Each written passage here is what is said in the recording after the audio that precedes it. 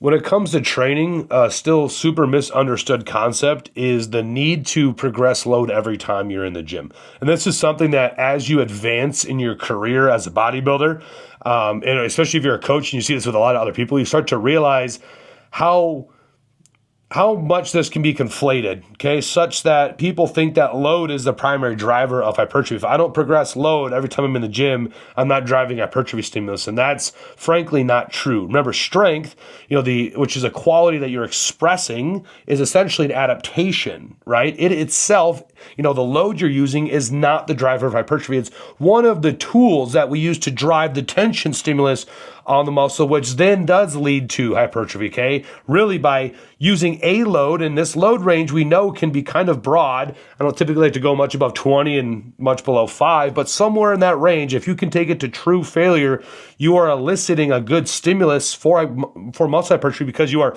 requiring the muscle, to generate tension against the load, okay? So it is not directly the amount of load that you're using. What I see happen is people focus so much on the load that they're using that ultimately start to have really subpar reps. They try to load it up too much and they can create injury or undue stress on the body and on the joints, which ultimately sets them back. The number one reason why you aren't big yet is because you have not spent enough time under the curve with really, really high quality sessions.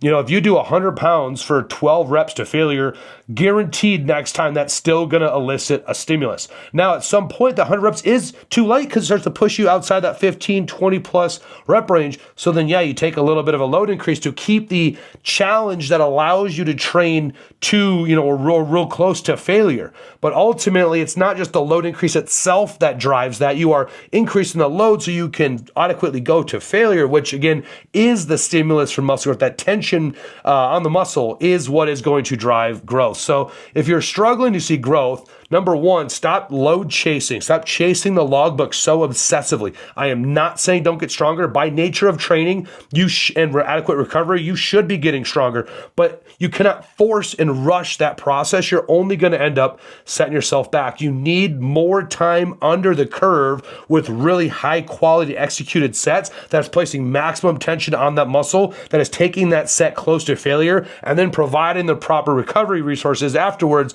so that you can then super compensate and then grow the muscle, which then allows for that extra strength to be expressed.